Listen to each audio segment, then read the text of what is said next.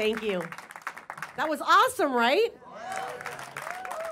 So you said, did you say you came here today from Lamar or from Iowa? Well, I came actually today. I came from last night I came from LA, but I kicked off my promo tour just a few days ago. So yeah, I live in Iowa. So And it is super cold there. Yeah, I was gonna say my dad's from Lamar's, so yeah, I know people in Iowa, and I'm always like, it's so cold here, and they're like, shut up. Yeah, I mean, it's all relative. I lived in Southern California for 12 years, so I think you just kind of get used to what you know, and I don't mind the cold, but it's definitely just I love actually California when it's cold and fresh and the air's moving through. You get that different sense of the climate here, and I like it. Yeah, I feel lucky to live here because I couldn't survive on the East Coast. That's for sure. Yeah. So let's talk about the new album, Castles. Yeah. So it comes out March 23rd. It comes out March 23rd. Super excited for people to hear the whole thing. I've already put a few songs out. Yeah, we love Best Days. So. Thank you. Yeah, thanks for playing it here. What a cool thing.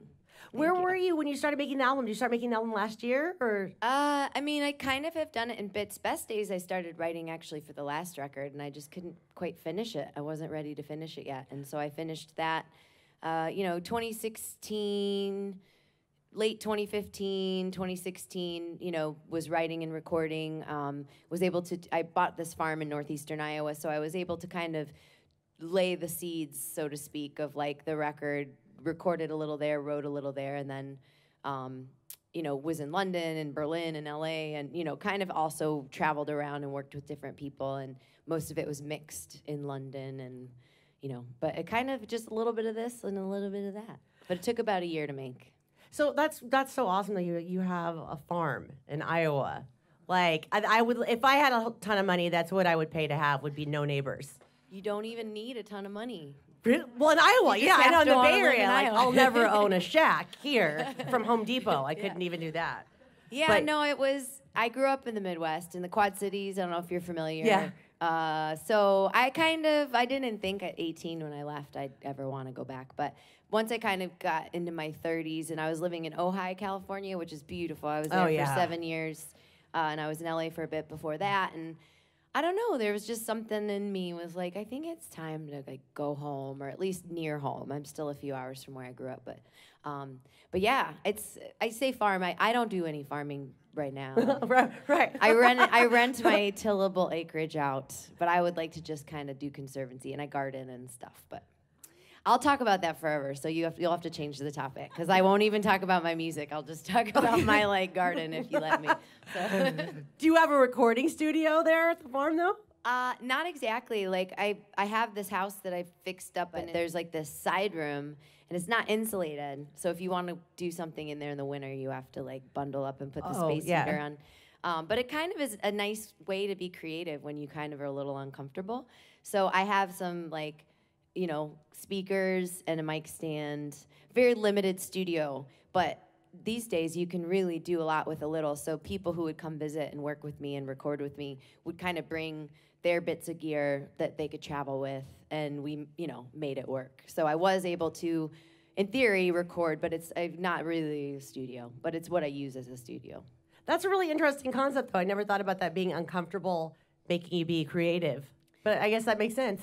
Yeah, I mean, and I wouldn't be that uncomfortable because I would turn the space heater on and put my slippers on or whatever. But yeah, there is an element, I think, even to having limitations in a studio where you don't really have the option to try everything. You have to just sort of focus on the rawness of what you're trying to do, and then just being maybe like a little bit cold, or it's not as convenient or as nice or something. I don't know. It's convenient because it's in your house, but there's something about, I think, just having limitations and things not being perfect that I think helped me in making some of the songs and recordings on this record. I get that.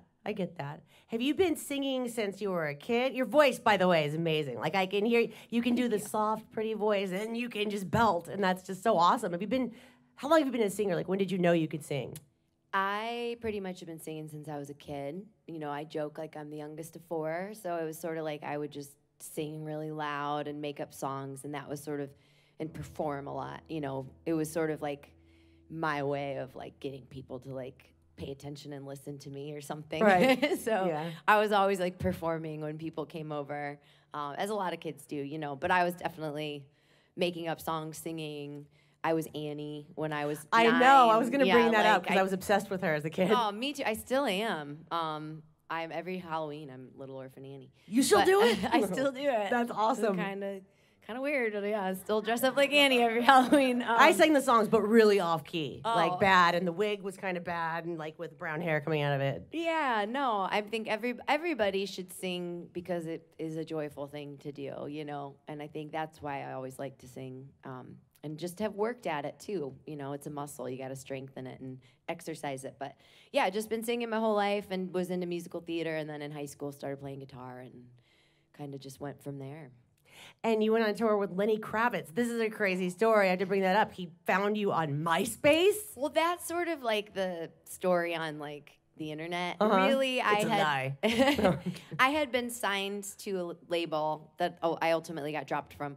But the guy that signed me like knew him and worked with him. But it was a situation where I was a solo artist and I was pretty new. I hadn't made a record, and so that guy sort of showed Lenny my MySpace or something, you know, and it was MySpace at the time, and said like, hey, what do you think about this girl opening up for you? And he gave the thumbs up. So I got to go out and tour with Lenny Kravitz, and I was solo, and you know, wow. It was about 10 years ago now. So what a big and cool opportunity that was. You know, I hadn't even made a record yet, and yeah, that's huge. I mean, you have to be super talented for him to, you know, want to have that. That's amazing. Oh, yeah. Well, it was very validating for sure. Yeah, I'll bet. You know, because I moved to LA to like be a singer, and that's what a lot of people do. And right. And they don't, and then you never hear from them. I was delusional a little bit, and I think it helped me to be naive because I was just like, well, it'll work out, you know?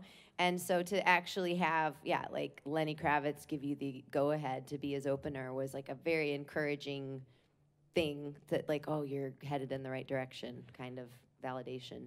That's so cool. So you're going to be playing in San Francisco May 3rd at the Independent? Yeah, May 3rd at the Independent. I'll be back here in San Francisco. Record comes out March 23rd. So Independent's a great venue. Yes. So I can't wait to see that. Yeah, I'm looking forward to it. I mean, I have a brother that lives around here. So like I've been coming here for a long time, and I just absolutely love any reason to come here. So cool. Well, we love having you. So we'd like to have 2 more songs if that's possible. Of course, yeah. Thank you. Thank you so much. And you're very welcome. My pleasure.